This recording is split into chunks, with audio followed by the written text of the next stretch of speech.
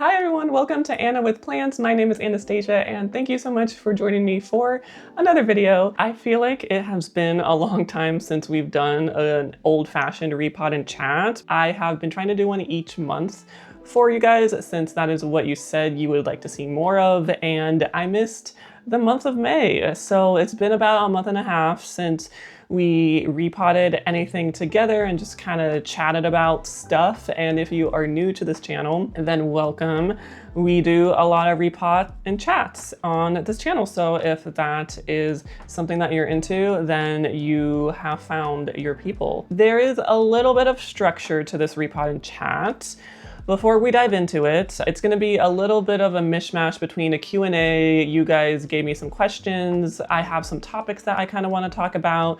And then towards the end, we're going to do more life stuff, life updates. I'm going to talk to you about how the puppies are doing. So at the end, I will try to track them down and film what Simba looks like because he is a big boy now. That is mainly what we're in for today. We are not going to do any prop repots today, just the good old-fashioned upsizes, some transitions over into the moss substrate mix I have today, and we are going to start off with non-anthurium first. So I'm going to do some hoya and this gloriosum right beside me probably first. That is the game plan. We're going to dive right into it with this gloriosum here. It has put out 2 leaves since I got it, and if you happen to tune into my plant update video, then you would have seen this was the first leaf, which was a little bit underwhelming because it was mostly green, but at the time it was still forming this leaf, which looks a lot better, a lot more variegated. It's a little bit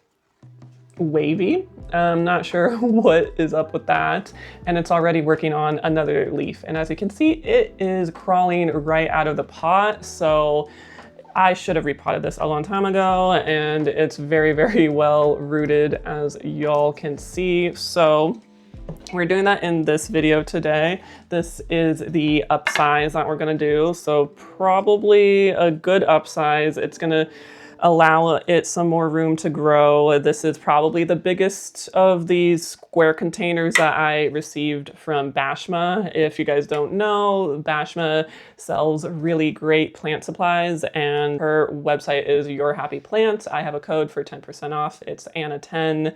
I don't get commission off of it, just wanting to refer you guys to a great business, great person, and great products. So that's where I got this from. This is the mix that we're using: orchiata bark, moss petals, and grade 3 perlite. I just re-upped all of my supplies. Super stoked about that. I ended up purchasing 8 gallons of coarse grade 3 perlite from Tazula Plants, beautifully double graded, no particles or dust whatsoever. So that was really great. And I got a lot of pots too, which I was in desperate need of large clear pots. So I feel stocked. I feel ready to go. Let's just wedge this out. Oh, one thing before the first question, I just remembered, no 2 cameras for this repot. I have a feeling it's going to be extra chatty and potentially extra long. It just saves me a lot of time in editing if I don't have to deal with another clip that I am going through. I angled it so hopefully you guys can see. Apologies for not having 2 angles for this repot. Okay, first question. If you could pick one person, alive or not, to spend the day with, who would it be, why, and what would you do?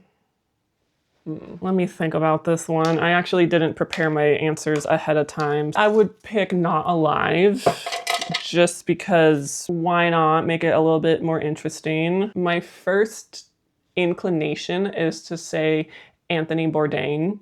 If you don't know who Anthony Bourdain is, he had a really popular show, I believe it was on CNN, called, oh God, what is it called? I can't believe I'm blanking on the name. It was basically a show where he traveled all across the world and he tried the cuisine of the cultures. So that meant either going to a restaurant, or honestly, some of the episodes were him just going to tribes and having the tribes cook meals for him. It became popular because one episode, I believe, he ate with Barack Obama in, I think it was Vietnam. Why can't I not think of the name of the show? Okay, you guys will just have to, if you happen to see that show, just let me know what it was, because now it's just really bugging me. It was a really interesting, fascinating show because A, I love travel, and I would love to pick his brain on just what are some of the best countries he's been to, you know, the cuisines that he has tried that are more uncommon that he thinks more people should try. For those of you that know, I'm a dietitian, and I feel like a lot of dietitians are huge foodies. That's why we got into this career, is because we love food. We love talking about food and trying out new food. So his show was like just right up my alley. And I did do a lot of traveling back in the day, a bit like pre-COVID times. And one of my favorite things to do is to just try to stay as local as possible when it came to eating food. I will basically try any food once. I'm not a picky eater whatsoever. I would say Anthony Bourdain, and also just a little bit of a coincidence. So if you guys don't know, he unfortunately, I can't say the word on YouTube anymore because they will restrict my video, but I will leave it up here. That was how he passed away. And ironically, we were in France because it happened when he was also there. And I think we were really close to him, maybe like a town or two away when it happened. And it was all over the news and stuff. I just remember being so shocked about it all because, you know, you never really know what's going on in a person's life. He just seemed to have like the perfect job, right? Who would not want to travel and eat and experience cultures as a job? But again, there's a lot, I'm sure, that goes behind the scenes that people just don't know, and pre-existing conditions can probably play into that too. I think he would be a great person to do that with. I think he is not one to shy away from really deep, meaningful conversations. And if you have watched any of these repot in chats, I am totally the type of person that love deep, meaningful conversation. I'm not one to just chat about things that don't really matter, that I don't care about. Like, yes, I will do it if I have to at a party or at work, but I just really love getting to know people on like a very deep level and asking maybe tougher questions. And I know some people definitely don't like that. And I do try to be aware if I am talking to a person like that to respect their privacy, you know? But he strikes me as the kind of person that has no problem with that. And I think the last question you said is, what would we do? And obviously just travel and eat great food. That sounds like a perfect day to me. Okay. We are all done. There is a little bit of gaps, but see, I'm not that worried about air gaps. Honestly, it'll fill out in no time. I know this is probably gonna need another repot soon. It's just basically what I have on hand. I do want to get one of those really long boxes, but I don't have one at the moment, and this needed to be upsized yesterday. So this is what we are working with, and hopefully it'll give me a bigger leaf the next time around. Now moving on to Hoyas. This is my Pandorata Silver, and it's seen better days. I underwatered it, and then I think I overwatered it, and so it's kind of starting to yellow and just a lot of inconsistent watering. And for this one, I kind of want to put it in my moss mix since the Hushkeliana rooted out beautifully in it, and just see if it'll do better. Next question is, what is the best medium for growing anthurium in? Ooh. That's probably gonna have a very unsatisfying answer for you. Roots look okay, just a bit dry. That's what they look like.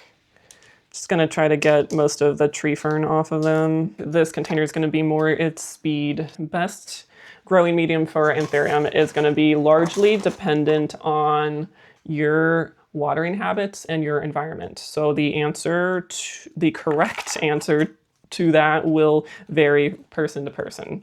And I know that's super unsatisfying because everybody wants a blanket answer to that. Anthurium is such a tricky one to get right when it comes to substrate because it's not like a typical aroid in the sense that you can put it in anything and it'll thrive. You kind of need to do a little bit of trial and error when it comes to anthurium and your environment. Some helpful things to know before you kind of get started on your journey to find the medium that works the best for you for anthurium, because if you guys have been on this channel for a while, then you know that I struggled with anthurium for about a year before I kind of started to see good results. Most anthurium are epiphytes, and that just means that they use their roots to kind of anchor themselves and grow up trees, a lot like hoya, a lot like other aroids. So what that means for us is basically they don't need a lot of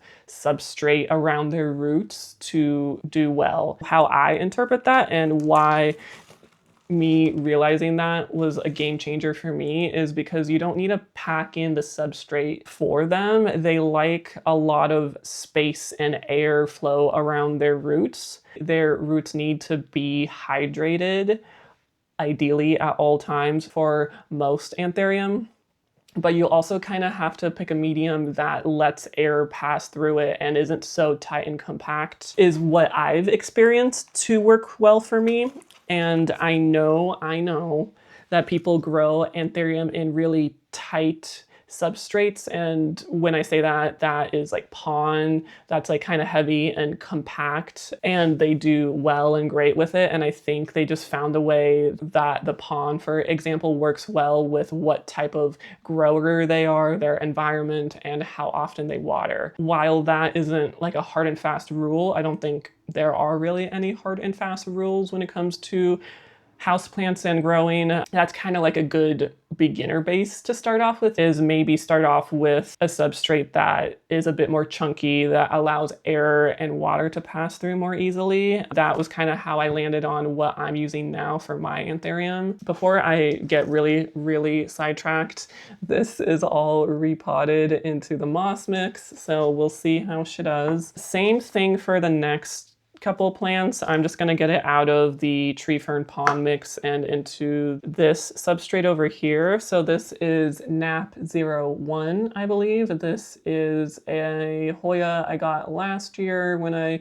bought a bunch of the hoyas, and it has started growing because it took forever to start to push out a growth point, but it just hasn't been growing as well as I would have liked it to grow. And I think it's because it's been dried out a lot. So changing up the substrate, seeing if it does better.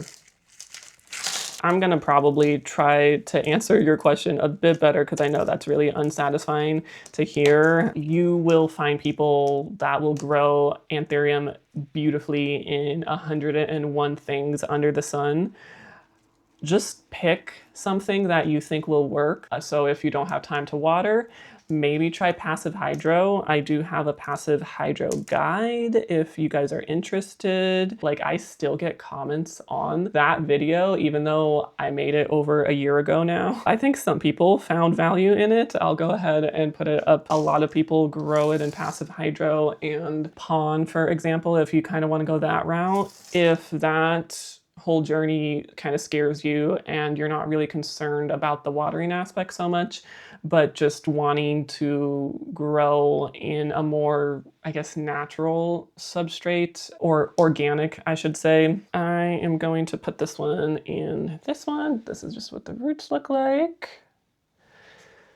Then I would honestly suggest a moisture retaining aroid mix could be the way to go for you. This mix that I'm using has moss in it, and I think discovering how much anthurium respond to moss has been a game changer for me. So if you want to add some moss into an aroid mix that you already have, maybe that could be it for you. And there are a lot of other people that grow anthurium better than I do that will probably have their preferred mix that they like to grow in. I am planning on doing like a whole upload just talking about my mix and kind of going more into detail into the results I had with it and where I get the supplies and why I think it works for me. The long and short answer is it depends. Which I know people hate hearing that. Okay, this one is all finished. Next hoya we have on the list to change up the substrate is my undulata splash, and I don't think you guys have seen this one in a while. It grew 2 new leaves that are a little bit sun-stressed since it's close to a TA grow light. And then these are just the other leaves, and it has some roots growing down underneath. I don't know, I just felt like changing up the substrate. I really have no other reasoning right now. The next question is, do you have any advice on preparing plants for a house move? And in the comment, I think you said you were moving house 200 miles away. Ooh, this is tight. Okay, there we go.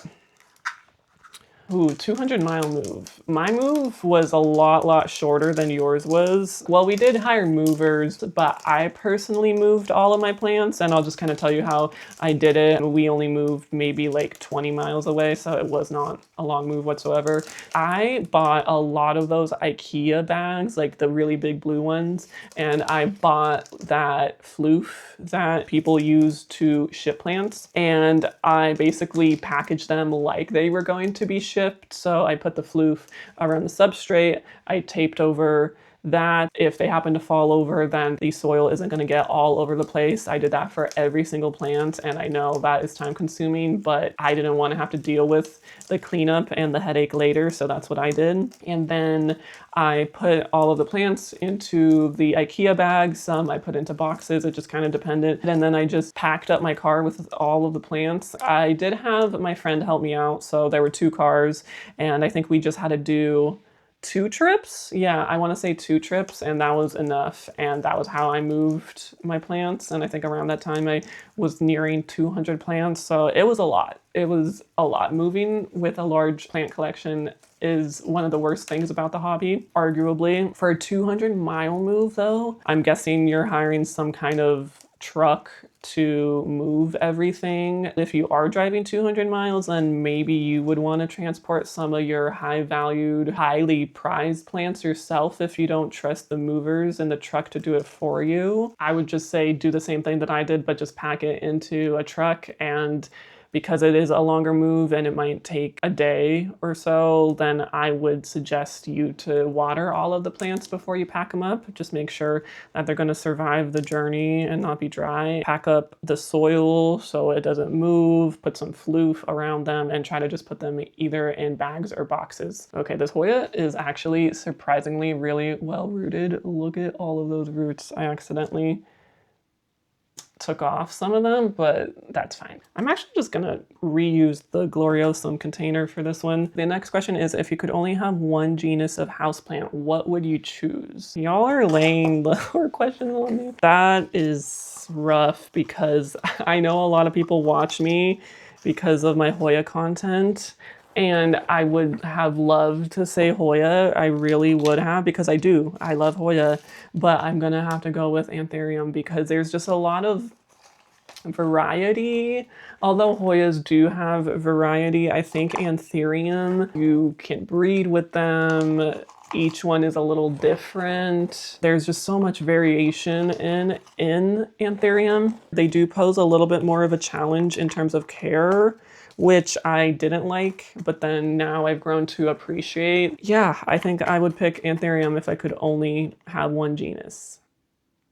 Yeah, I'm so sorry to all of the Hoya people. Hoya would be my next choice though, if that's any consolation to you.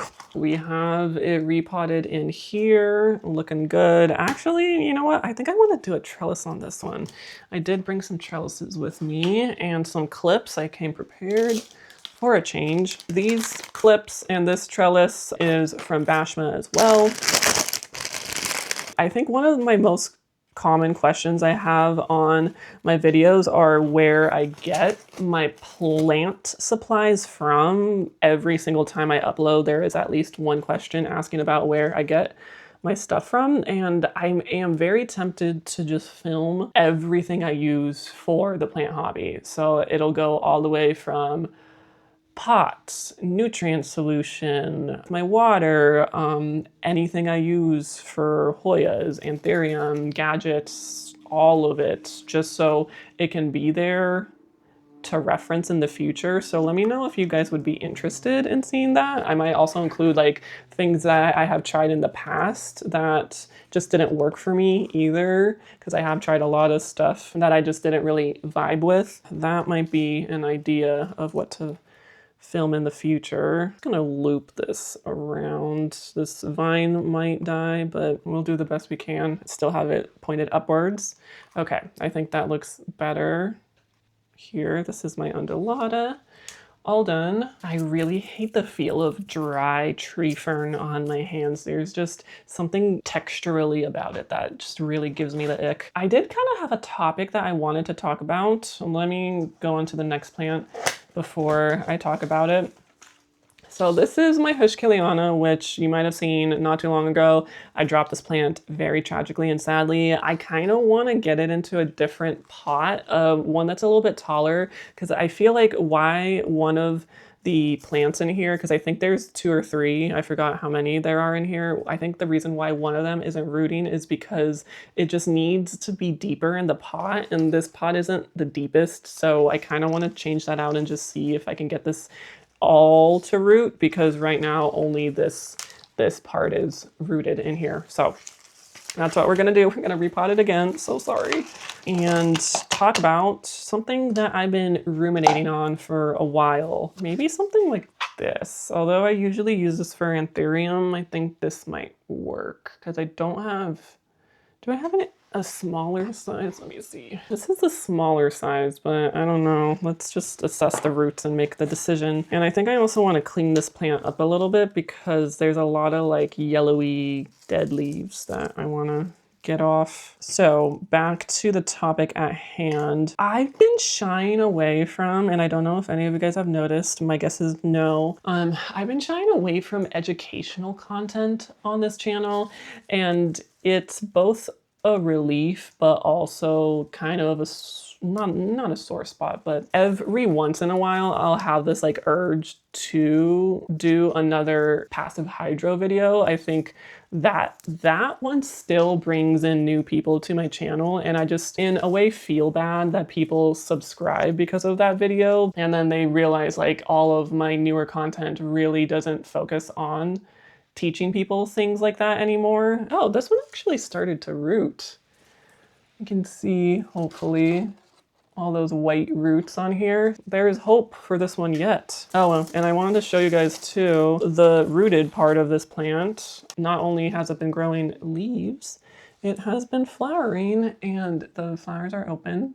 They're these cute little pink bell-shaped blooms, which are very, very cute. I've been going through imposter syndrome. I think that's what it is. I think that's what I nailed it down, why I've been having a block, and I have been having a block when it comes to planning any kind of educational content, because for me, well, I feel like everything's kind of already been done before. So I know I was talking about doing a thing for root rot, but then I realized, but there's so much out there, some good stuff on how to deal with root rot that's already been done. And this is ironic that we're talking about root rot when I just realized this plant is rotted. Okay, just kidding. This part that I thought was doing fine is actually, they rotted the roots. I think it's because I watered it way too much when I dropped it. I was in like fight or flight mode when that happened, and I just like quickly watered it, and I think I left too much at the bottom of the cache pot. Yeah, that's probably what happened. The plant looks okay though, but maybe that's why it's been blooming, because it's stressed out, because you can see the rotty roots. Oops, oopsies. Okay, well, guess we're gonna have to reroot this plant all over again. Yeah, so one is there's a lot of good content out there, I feel like, that is already educational, number one, but also number two, imposter syndrome has been hitting me really hard.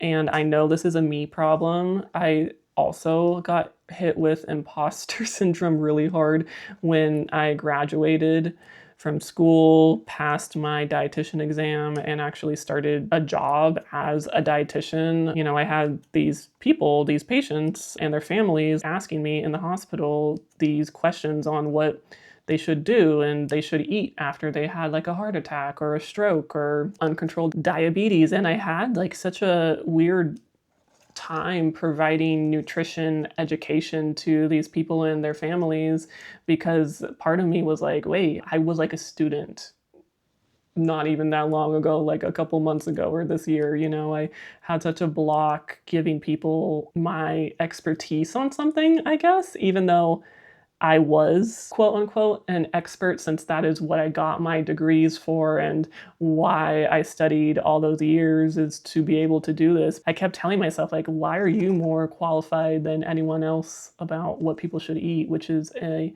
preposterous thing to think about when it's your career. I do have imposter syndrome in the sense that the first year was all great. You know, I was uploading and planning and filming because it was just fun to do so, and I was growing my channel. I'm trying to pinpoint when it first started happening to me that I felt this responsibility, and that's what it is. It's like I actually have an audience, even though in the scope of YouTube it's a small audience, still like a few thousand people, and I don't feel like I'm qualified anymore, or maybe I was ever qualified to tell people how to grow their plants. And I don't think I do that in that kind of direct way. I always put a disclaimer on that this is my experience and my opinion and blah, blah, blah, but still you can't negate the fact that you have an audience and a platform compared to your average grower that doesn't.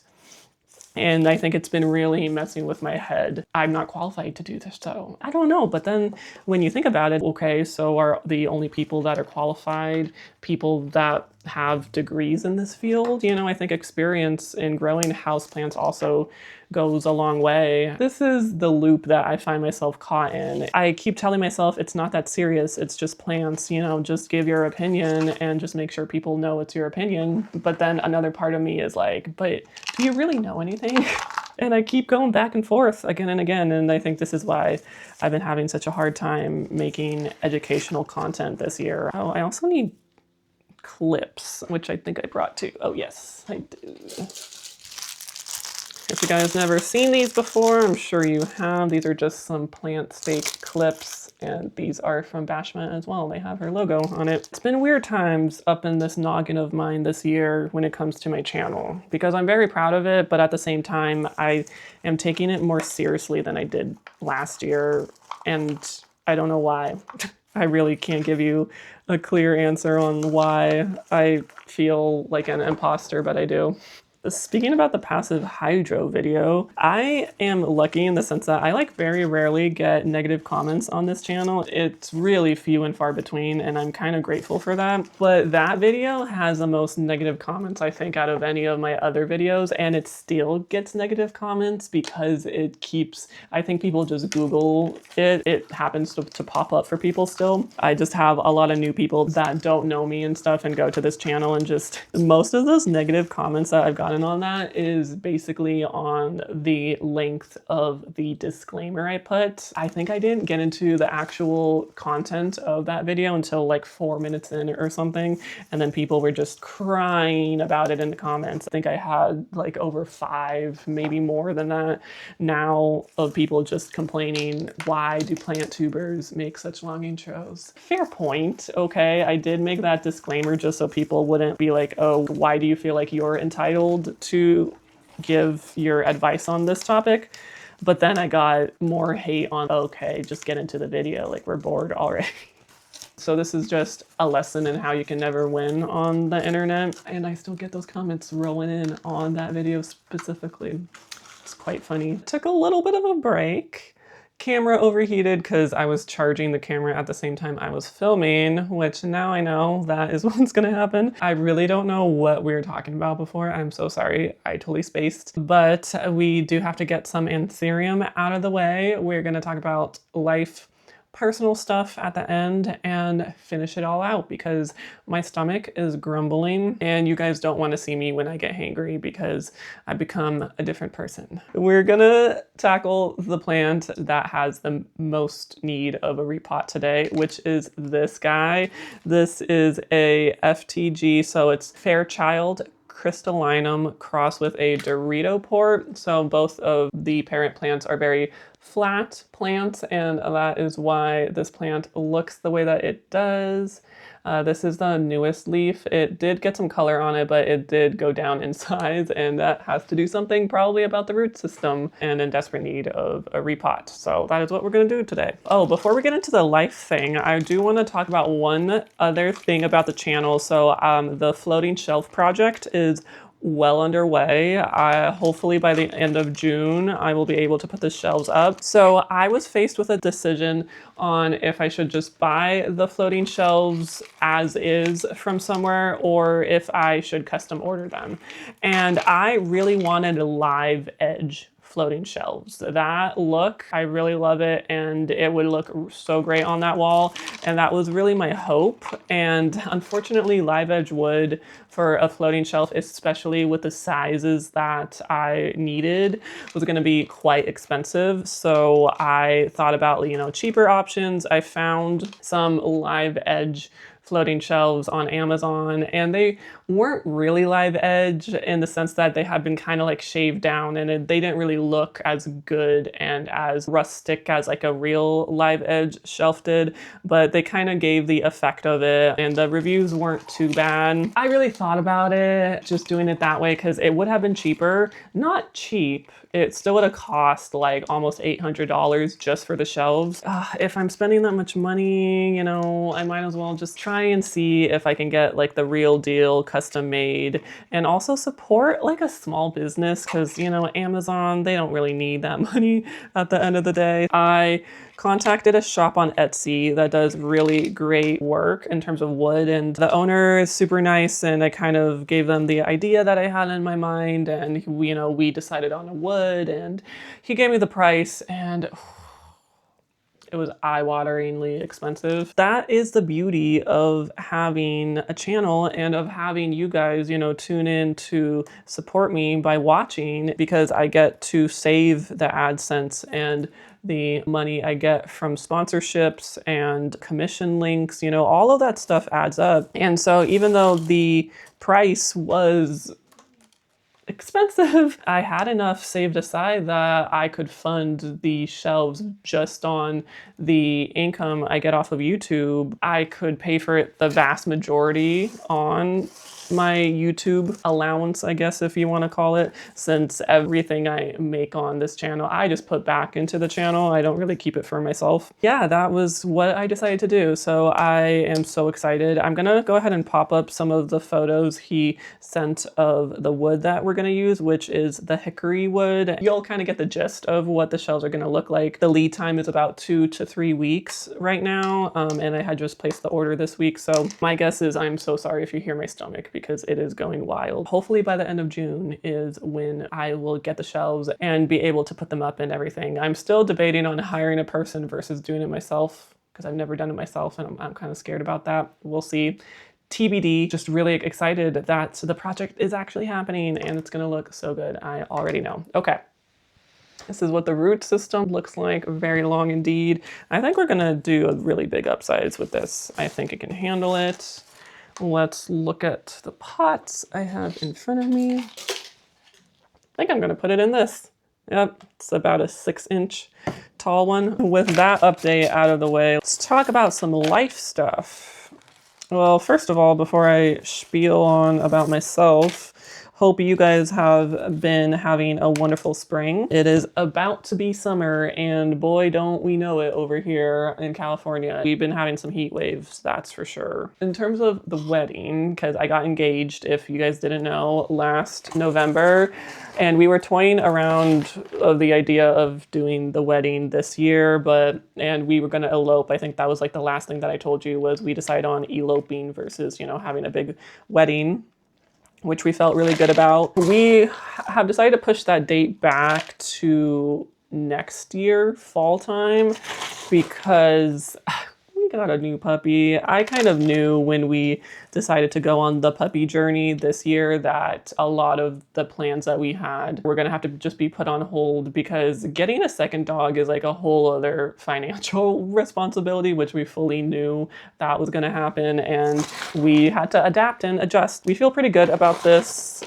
We also were thinking more so about like where we want to elope to, and we're really leaning towards international and something tropical, just to make it feel like a little bit more special, and also just to dissuade just having a lot of people show up to the elopement and having it be a wedding, because we had thought about doing like a courthouse thing in California, but the thing is a lot of our family lives in California and it was just going to turn into another wedding. We just decided, you know what, if we really just want it to be the two of us, we're gonna need to go somewhere further. So we've been floating some ideas out there. So far, we really like the idea of Fiji, because that's a part of the world that we haven't been to before. Our dog trainer had just gone there and she said that it was fantastic and she loved it. And so that kind of gave us the idea to look into it. It's not 100% set in stone or anything, but that's just what we're gonna do, is hold off until next year, which is totally fine with us because hello, we've been dating for 10 years. It took us a long time to get to this point. So what is another year really? It's not that big of a deal for us, not at all. So there's that one, repotted. Beauty pie. You can see some of the roots right there, but I think it'll love its new substrate. And I did something that I usually don't do, is I bought saucers for these too. So look at that. I am feeling like I got my stuff together for a change. Next one on the list is this boy, which I don't know if I've shown you this before, maybe, maybe not. This is a green hues anthurium. This is her Carla Blackier crossed with a pap that she calls Noir, and it is then crossed with a Dressleri. So Carla pap, Dressleri cross. First leaf that popped out had been attacked by thrips in the sheath. There were no thrips on the actual plant. I checked and checked, but they got into the cataphyll, I think, and kind of ate away at it. And so I was very curious to see if the next leaf was going to have any damage and kind of really tell me if there are any thrips on this plant, which of course I didn't see. And this is the next leaf, smaller because it is root bound, but still super pretty. I love the veination on it. I think it's quite striking, and it is very well rooted in this pot and kind of really needs an upsize. It's kind of stalled out a little bit in terms of growth. What else have I been up to? I've been making sushi, which I haven't made sushi, like homemade sushi, in a really long time, but we were able to get some sushi grade fish delivered to us, and we've been taking advantage of that and making some sushi, which has been quite fun. I'm not gonna disturb it too much. There is a little bit of rot at the edges, mostly in the bottom. I think it's just some of the old roots that rotted in the transition over. Probably same story for this guy. I want to pot it into the same size pot.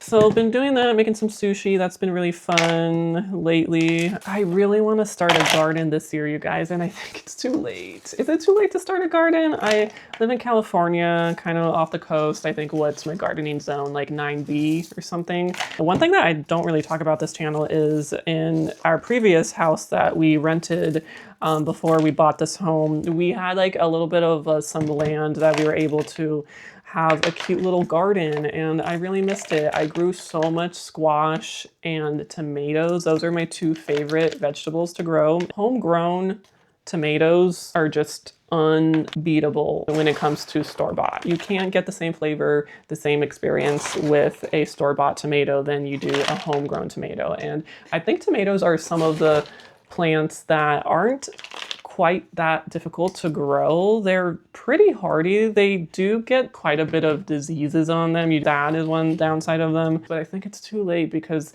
really you should have gotten them. Seed starting should have happened like March at the latest over here. So I don't know. I might still maybe try it and see. I keep going back and forth. I feel like I have my plate pretty full already because I have so many repots that I need to do, and maybe I just need to focus on one thing at a time, and I'm not very good at that, as you can imagine. But let's talk about the puppies. If you guys don't know, we adopted a new puppy. His name is Simba. He is a Belgian Malinois and Great Pyrenees mix. That is what we were told. The mom was the Malinois and the dad was the Pyrenees.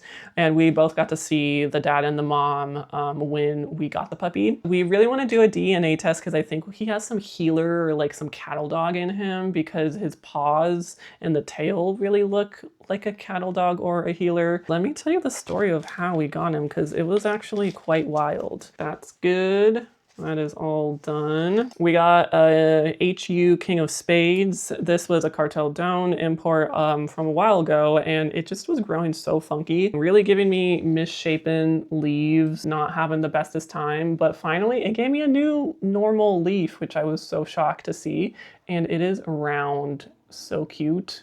So I think my game plan is to just chop this, because do you see how many new roots are at the top? I don't know if there are any good roots in here. We'll just have to find out for ourselves. It's high time to get it out of moss, and I can tell the moss compressed and it's really wet. Simba origin story. We were talking about getting another dog this year. That was not going to be like a total surprise. It really wasn't on our radar until maybe April, I think, is when we really started to like look and apply to rescue places, because we wanted a rescue dog initially, just because that was kind of how we got Luca, was just getting him out of a bad place, unfortunately. And it's not like the people there, it was entirely their fault. If you didn't know, we got Luca with parvo like day 2. We realized that he had parvo and he was able to survive through that, and he had like fleas and worms. It was a whole big thing. And so we just felt like we wanted to give another dog a chance like that again, and not really go to like a breeder. So we were applying to some of the local rescues, and those have more of an extensive process than just going to your standard animal shelter. The wait time is longer, they have a lot more questions and stuff, and so that wasn't the greatest experience, and we were just kind of like waiting around for a bit. And then come the Sunday when we eventually got Simba, Cody found this ad on Craigslist for some really cute puppies. He showed me the photo from the location. It seemed like that guy was super close to us, and so I was like, well, I mean, I guess it doesn't hurt to just drive out there and just see them, right? Our thing was we were gonna let the puppy choose us. So if like the puppies weren't really vibing with us, then it was just not meant to be. We were also not going to take it that day because we wanted to wait until Cody got out of school for the summer, because he's a teacher, and so we had another month to go, and that was what initially we were thinking about doing. Obviously, that's not what happened, but let me tell you why. The guy was actually an hour away from us, which I guess the location that he posted wasn't accurate. We found out that the dogs that he had left were both boys. And initially we wanted to adopt a girl, because for adult dogs, it's good to get opposite genders just to ensure that they get along. But if it was a puppy, you know, they're gonna grow up together. It was not as big of a deal. We were like, oh, okay, that's fine. I don't know if any of you guys are watching this from California. So he lived in California Valley. And that was a place that we have not heard of before for a reason, because it's in the middle of nowhere. And so we're driving out there and the houses are getting sparser, things are looking a little bit grungy, and we're just like, okay, this is gonna be like a genuine Craigslist experience. All right. We finally get there. Long story short is the guy is really nice. He was sober as far as we could tell, which was good, because he just lived in an area that you can tell that perhaps not everyone is. It was a squatter settlement. He did get permission from the owner. The owner of the land had the Great Pyrenees, so that was the dad, and the mom was the Malinois, and the story behind that was he just picked her up on the side of the road, which is why we're thinking she's got to be a mix of something, because Malinois are generally pretty expensive dogs to have like a pure breed of them. He was a homeless vet, served in the Navy, and, you know, was just trying to get on his feet. There's no shame in that. I think people tend to forget that we are much closer to being homeless than we are to the 1%. Just a few paychecks away for a lot of people in America, unfortunately. We could tell that the situation that the dogs were in, however, was dire.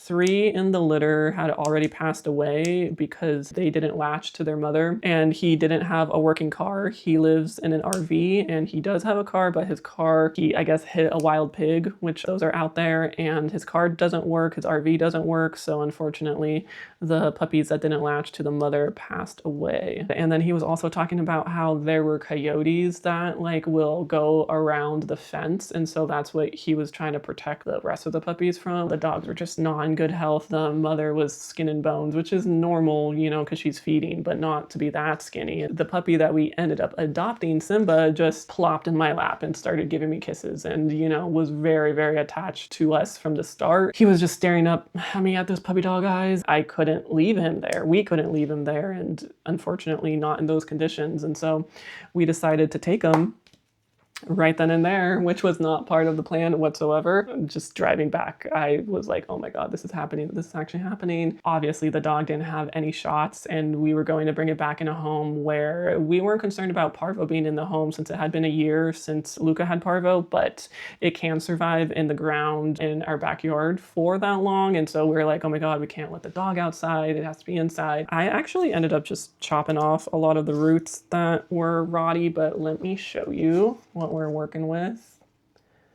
Here we go. Let's figure out a situation for this. What we ended up doing was initially we're like, oh, potty training has to be inside. We started potty training inside, and we just quickly realized that was not going to work. And one of my coworkers had this idea of like, oh, why don't you just put turf on all of the dirt, because we don't really have grass anymore back there. It really died during the summer because this last summer was so hot. So why not just put turf down? And so that's what we did. We bought some rolls of turf. We just laid it out. Did not have it professionally installed because that's very expensive. Even the turf itself was not cheap. So we just did that, laid it all out just to make sure that to decrease any chances. I mean, the chances were low initially, since it had been so much time. The yard gets a lot of sun. Chances are it wasn't there, but again, we didn't want to go through another parvo experience with even a smaller dog this time, because Luca was, I think he was like 5 months when he had parvo, and this puppy was only 10 weeks when we got him. We started him on all of the shots right away. We started potty training him outside maybe like 2.5, 3 weeks into it. We were really in the depths of the potty training because he was confused. Since he was going inside, now he had to go outside. I think this is like week five of having the puppy, and it's going so much better, you guys. He is a growing boy. He was like around 10 pounds when we got him. He's now 30 pounds. I will track him down for you at the end of the video, and he's fully potty trained. He is fully potty trained now. He hasn't had an accident in over a week, and he will take himself out even if he's on the top floor. We're so thankful that he's smart and adaptable, and he's so sweet. He's such a lovey-dovey dog, and we weren't really used to that because Luca's a husky, and huskies tend to be more like aloof, like they want attention, but on their terms. He looks more like Malinois, but his personality is like so heavy on the Pyrenees. So he barks quite a lot. Anytime anyone comes in the room, he just needs to cover them in kisses. Like, that is just how he operates. He's very calm for a puppy. He's calmer than Luca is, which is great because I don't think we can survive 2 dogs that have Luca's personality because he's a wild boy. But yeah, this puppy is just super calm, sleeps a lot. They play together so well. Now it is a dream. 5 weeks later, it is a dream. That is how we got Simba, and he's doing great.